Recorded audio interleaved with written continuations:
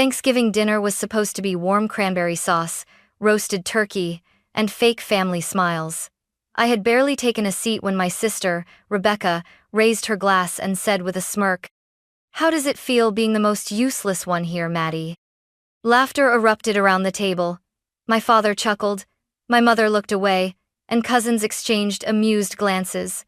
I used to shrink in moments like this, say nothing, smile politely, swallow the shame. Not this time. I set down my fork, looked her straight in the eye, and asked calmly, "How does it feel when this useless one stops paying your bills?" Silence. Thick. Immediate. Her grin vanished. My father's fork hovered midair. My mother froze, mashed potatoes trembling on the spoon. That's when it all began unraveling, the lies, the debts, the truth they never thought I'd say out loud. And I wasn't done. I wasn't always the one people laughed at. Growing up, I was the quiet kid, with perfect grades, and too many responsibilities for a child. While other girls were sneaking lip gloss into school, I was sneaking grocery coupons into my backpack, just in case Mom forgot the store list again. My older sister Rebecca was the golden own, loud, beautiful, dramatic. She threw tantrums and got rewarded. I cleaned up her messes and got ignored. By 14, I had a part-time job shelving books at the local library. I'd walk there after school, do my homework in the break room, then clock in.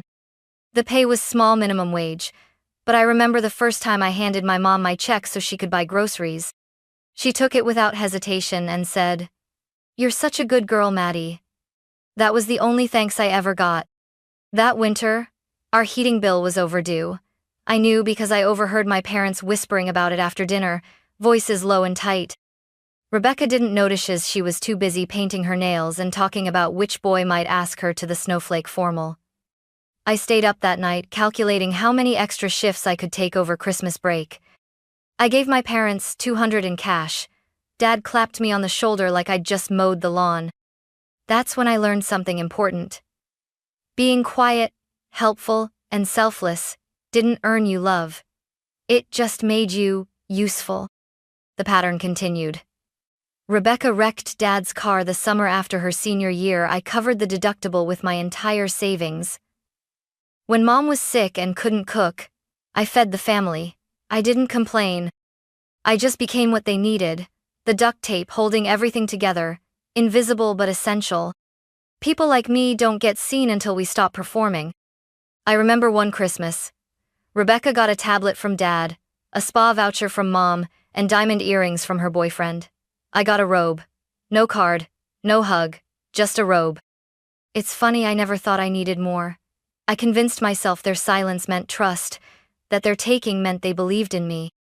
But the older I got, the more I realized that real love isn't about what you can provide. It's about whether they'd still choose you when you have nothing left to give. And my family? They never chose me. By the time I turned 30, I was managing finances for 3 mid-sized startups. I worked remotely, made 6 figures, and still sent money home like a ghost donor. Rebecca always had some new emergency. I always covered it. But that Thanksgiving night, when she laughed in my face in front of the whole family, that was the last straw. I was 17 when my acceptance letter from NYU arrived in the mail along with a partial scholarship. It wasn't a full ride, but it was enough to finally leave. Enough to prove to myself that all those late nights studying, all those weekends working double shifts, had meant something. I remember holding that envelope like it was a golden ticket. I even let myself imagine walking through Manhattan in a proper coat, sipping coffee like the women I'd seen in finance magazines. For a brief moment, I felt seen by the world, if not by my family. But then Rebecca came home. She was 20 at the time and had just dropped out of a private college out west. Apparently, she was burnt out and needed time to find herself. What she actually needed, I soon learned, was money. Her student loan debt was out of control, her credit score was tanking, and her boyfriend had just dumped her. I overheard the conversation late one night. Mom's voice, hushed, but frantic. "We don't have the savings to cover all this. Dad. Madeline's got that NYU thing. Maybe she could go local, help us out for a year or two. It wasn't even a discussion.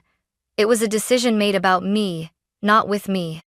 The next morning, over eggs and burnt toast, Mom looked across the table and said, "Sweetheart, have you considered community college? You'd be close to home. We could really use your help." I didn't argue. I just nodded. And when I called NYU to decline the offer, the woman on the other end of the line sounded more heartbroken than I did. Instead, I enrolled at a local college in Seattle, picked up 2 jobs, and quietly redirected the $30 I'd saved toward paying down Rebecca's loans. She never said thank you. She just posted pictures of herself on Instagram at rooftop brunches and captioned them, "Resetting my life, gratitude." Every time I scrolled past one of her posts, I'd feel something twist in my chest. But I buried it. I told myself family came first, that someday, someone would acknowledge what I'd given up. But acknowledgement never came. What came instead were more requests. More assumptions that my money, my time, my emotional labor were communal property. Rebecca became the face of the family's pride. She's creative, spontaneous, a free spirit, they'd say at gatherings. And me? I was dependable, reliable, a living safety net. No one ever asked what I wanted. No one ever noticed how much I had lost. And for the longest time, I didn't notice it either until the Thanksgiving dinner when my sister laughed, and something inside me finally snapped. That was the moment the silence I'd lived in for so long began to crack. By the time I turned 25, I had stopped expecting gratitude. Instead, I learned to brace for it, those familiar texts from Rebecca that always began with, "Hey sis, quick favor," and ended with a number, 600 for a new transmission, 300 for a last-minute school fee, 200, when her business partner ran off with half their café investment. I didn't even blink anymore. I'd just transfer the money and go back to work. I had a routine by then. Wake up at 6:30, brew coffee, answer emails from clients in London, review budgets for startups in San Francisco, and spend my evenings crunching spreadsheets from a fold-out desk in my tiny apartment. I wasn't glamorous, but I was steady, predictable, quietly holding up the people who never thought to look down and see what I was standing on. Rebecca called me the money whisperer at family dinners. She meant it as a joke, but I wasn't whispering, I was screaming in silence. At one point, I was paying for my niece's school lunches because my sister's new marketing idea didn't pan out. I even bought Rebecca's kids' winter coats one year because she hadn't gotten around to it yet. No one asked where the money came from. They just assumed Madeline would take care of it. Madeline always took care of it. I didn't realize how much resentment had built up until one Sunday afternoon, when I opened my banking app and saw yet another overdraft notice from an account linked to Rebecca's café. I had connected my name to her business years earlier as a guarantor for credit score reasons, she'd said. She never cleaned up the mess. She just moved on. And I cleaned up the stains. I stared at the notification, my heart pounding not from fear, but from a kind of angry clarity. What would happen, I wondered, if I just stopped? What if I didn't reply to her next text? What if I didn't show up to fix things? Would they even notice me? Would I become truly invisible? Would the world crack open from the weight they'd never learned to carry? That thought haunted me more than I cared to admit, because deep down, a part of me wasn't just afraid of being seen as useless. I was afraid that if I stopped being useful, I'd be nothing to them at all. Still, that seed of defiance had been planted. And just days before Thanksgiving, it would bloom into something dangerous, a decision, a refusal, a quiet breaking point wrapped in calm. All it needed was one final spark to ignite. And as it turned out, that spark would come wrapped in a wine-colored silk blouse and a voice dripping with contempt. 3 days before Thanksgiving, my phone lit up with a message from Rebecca. "Hey sis, got a sec? Need help with something real quick. Call me?" I knew that tone. It wasn't an invitation. It was a transaction waiting to happen. I stared at the screen for a full minute before sighing and calling her back. She answered on the first ring. "Finally," she said without a greeting. So I'm expanding the cafe. A second location. Super cute spot in Queen Anne. But I need about $30K for the initial lease and setup. I figured you'd be the best person to ask. You know, since you believe in family. Her voice was chipper, casual, like she was asking for a recipe no a fortune. I blinked. 30,000? Yeah, she said, breezily. I mean, come on, you're always talking about budgets and investments and whatever. This is like your thing, right? Think of it as supporting a woman-owned small business. Girl power. I almost laughed. The same woman who once told me, finance is boring, who even needs that, was now reducing my entire career to girl power and a handout. Becca, I said slowly, that's a lot of money. Pfft, for you? She scoffed. You make 6 figures. What else are you even doing with it? You don't have a husband or kids. You live in a shoebox and eat frozen meals. I felt something stir in my chest, something cold and electric. You don't know how I live, I said, and I'm not a bank. Silence. Then her tone shifted from cheerful to sharp. Wow, she said. So, this is who you really are? Selfish? Bitter? Jealous, maybe? Just admit it, you like lording it over us, don't you? Always playing the quiet martyr. My jaw tightened. No, I said. I like boundaries. You're unbelievable, she hissed. After everything I've done for this family. I cut her off. Everything you've done? Becca, I paid for your rent, your car, your kids' coats. I paid off your business loan in 2018 and never once brought it up. I believed in you when no bank would touch you. She fell silent. I didn't wait for her reply. Don't worry, I added, voice calm but final. This useless one won't be funding anything anymore. Then I hung up. My hands were shaking. For years, I had been their fixer, their wallet, their safety net. Saying no wasn't just about money, it was about reclaiming a self I had buried under invoices and wire transfers. That night, I couldn't sleep. I sat on my bedroom floor, surrounded by folders, bank statements, receipts, contracts, wire transfers, proof of every time I had bailed them out, saved them from collapse. Rebecca thought I was useless? She had no idea just how much of her success had my fingerprints all over it. So I started organizing everything. If she wanted to humiliate me at Thanksgiving, I'd be ready. And for the first time in my life, I wasn't scared to be seen. Thanksgiving dinner smelled like cinnamon, rosemary, and tension. The dining table was stretched to its limit, every leaf inserted, every chair pulled out. There was turkey, stuffing, mashed potatoes, cranberry sauce, pumpkin pie, and a storm waiting to break. I arrived a few minutes late on purpose. Let them settle in. Let her get comfortable.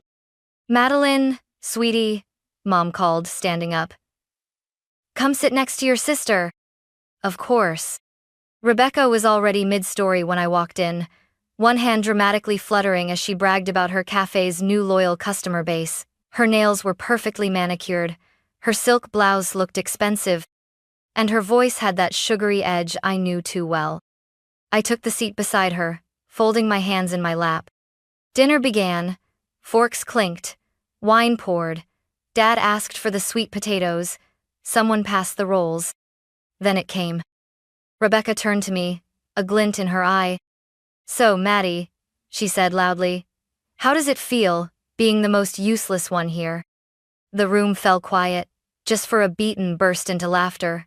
Her husband chuckled. My cousins snorted. Even my father smirked. Mom looked down, face stiff with polite embarrassment. Rebecca leaned back, satisfied. I smiled. Not the kind of smile they were used to. The kind that said, you have no idea what's coming. I set down my fork, turned toward her, and asked, how does it feel when this useless one stops paying your bills? Silence. It dropped like a guillotine. Forks froze midair. Wine glasses hovered. Rebecca blinked. What? She said, trying to laugh. I didn't flinch. The utility bills I covered when your cafe account overdrafted, I began. The tuition I paid for Olivia's preschool. The business loan I co-signed when you couldn't get approval. The 40 I transferred in 2018 to stop your cafe from going under. I turned to the table. I have receipts, by the way. Not that anyone here ever asked. Rebecca's smile faded. You're making this up, she said, voice cracking. I reached into my bag, pulled out a folder, and laid it gently on the table. I'm not, I said. Here's the loan agreement with my signature, the bank statements, the monthly transfers. I have been your silent investor for nearly a decade. My father's voice cut through. Madeline, that's enough. I looked at him. No, Dad, I said. It's finally enough. I've been giving and giving while she mocked me, while you all laughed. You let her call me useless and you laughed. Mom's hand trembled as she picked up her napkin. We didn't know. You didn't want to know, I said softly. Rebecca's voice rose. This is pathetic, Madeline. What do you want, applause? You're throwing this in our faces during Thanksgiving? No, I said. I'm throwing off the weight I've carried for years. I stood up. My chair scraped the hardwood. You want to know how I feel, Rebecca? I looked her straight in the eye. I feel relieved. Because for once, I'm not going to clean up after you. I canceled the monthly transfer. I notified the bank of my intention to sell my 60% stake in the cafe. You'll need to learn how to operate without me. Her mouth fell open. 60? You don't own 60%. Yes, I do, I interrupted. You signed it. I invested when no one else would. You didn't read the paperwork. I kept quiet. That was my mistake. Dad stood, face red. You're tearing this family apart. No, I said calmly.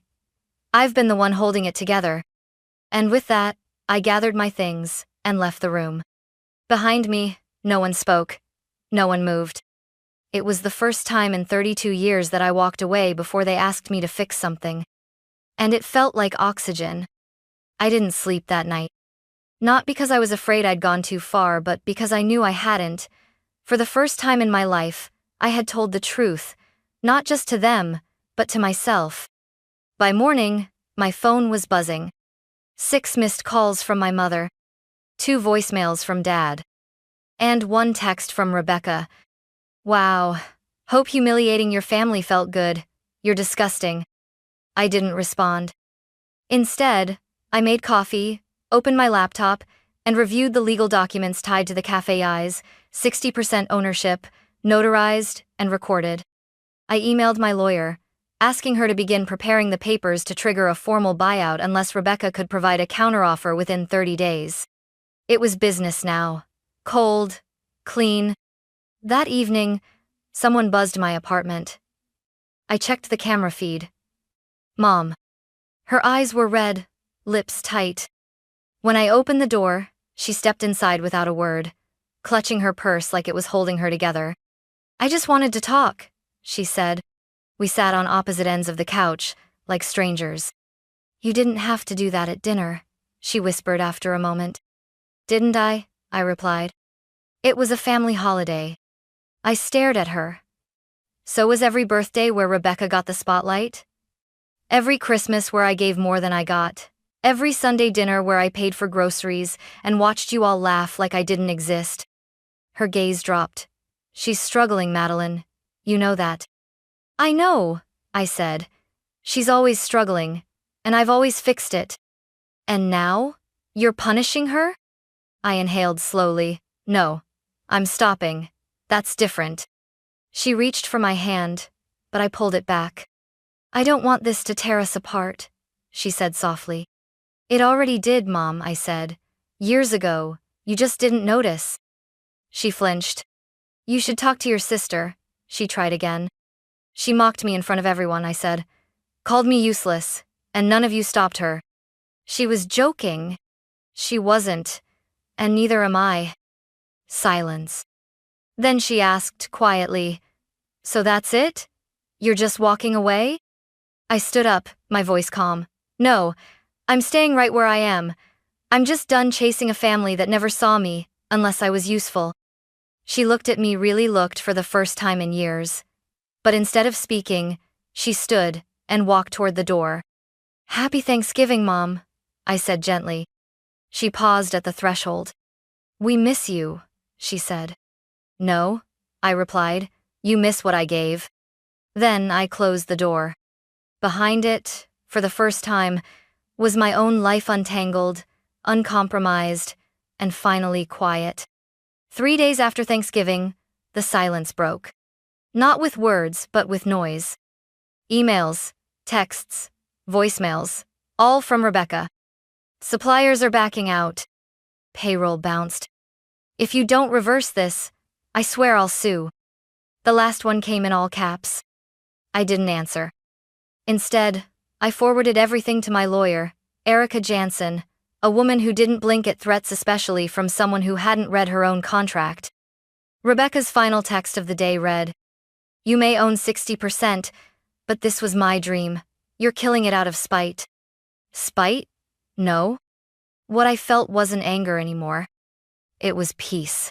I opened my banking app and confirmed what I already knew. I'd permanently canceled the 2.0 monthly support that had quietly floated her café for nearly 4 years. It was no longer my responsibility to make her dream possible. That evening, as I sat reading in my apartment, the buzzer rang again. I froze. Then I walked to the intercom and heard it, me father's voice. "Madeline, open up." When I hesitated, his voice hardened. "Don't make this worse." I opened the door slowly. He stepped inside without asking, coat still on. "You need to stop this," he said flatly. "Stop what?" I asked. "This war with your sister." I raised an eyebrow. "War? You mean me keeping the money I earned? Me holding onto the equity I legally own?" His jaw tightened. "You're tearing this family apart." "No," I said. "I'm just no longer financing the illusion that we were ever whole." He crossed his arms. "You made her look like a fool at Thanksgiving. She called me useless, in front of you, and you laughed." His mouth opened, closed. Then, "That's not the point." "It's exactly the point," I said, voice rising. "You never saw me unless I was handing you something. Now I'm handing you the truth and you can't stand it." He stood there for a long moment, breathing hard through his nose. Then, quieter, "Your mother's been crying." I nodded. "So have I. For years. Alone." He looked away. "I'm not selling the shares," I added. "If she wants to buy me out, she can send an offer, through legal channels." He didn't say goodbye when he left. Just closed the door harder than necessary. And yet, for the first time, I didn't feel guilt. I felt grounded. They could call it selfishness. I called it sovereignty. I went to bed that night, knowing Rebecca would escalate. She always did when she lost control. And I would be ready. Not with apologies, but with proof. The letter arrived in a white envelope with a gold seal. Official. Inevitable. Carter v. Carter, fraudulent ownership claim. Rebecca had followed through with her threat, accusing me of coercing her into signing away majority ownership of the café in 2018. She claimed she hadn't understood the terms, that I'd taken advantage of a family crisis, and that the contract should be voided. I wasn't surprised. Desperate people rewrite history when the truth threatens their comfort. I forwarded the letter to Erica. She called me within the hour. "This won't hold up," she said calmly. "We have her signature, the notarized documents, email threads, the original bank transfers, everything. But it'll still cost you time, energy, money." I nodded.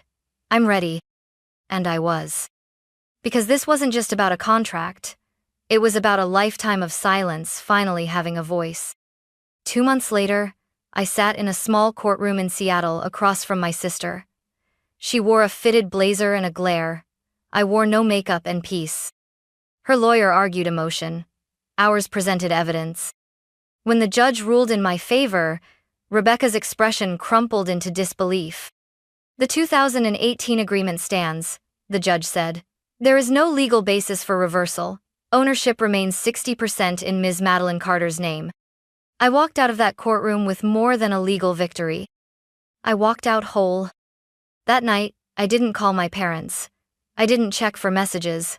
I lit a candle, poured a glass of wine, and watched the rain against my apartment window. They had taken enough of me, and I had finally stopped offering. A week later, I received a letter not from a lawyer, but from my mother. Handwritten. "I wish things were different," she wrote. "I wish we had seen you earlier. I wish you could forgive us. Rebecca's struggling. Please don't shut the door." I folded the letter carefully and tucked it into a drawer not to reread, but to remind myself that closure doesn't always come wrapped in apologies. Sometimes it's simply choosing not to reopen what nearly destroyed you. I didn't respond. Not out of cruelty, but out of clarity. Months passed. The café struggled without my financial support. Eventually, Rebecca closed the second location before it ever opened. I heard through a cousin that she blamed the economy. Of course she did. As for me, I said yes to a new role director of financial strategy at a nonprofit empowering young women entrepreneurs. I spent my weekends painting again, walking along the waterfront, learning how to live a life that wasn't about fixing anyone but myself. Then, one day, I was invited to speak at a local leadership event. The topic: invisible labor and the power of saying no. I took the stage with trembling hands and a full heart. For years, I told the crowd, I thought my value came from how much I gave, from how many fires I could quietly put out. But one day, someone called me useless, and in that silence that followed, I finally heard my own voice. The applause was soft at first. Then it grew. And for once, I didn't shrink.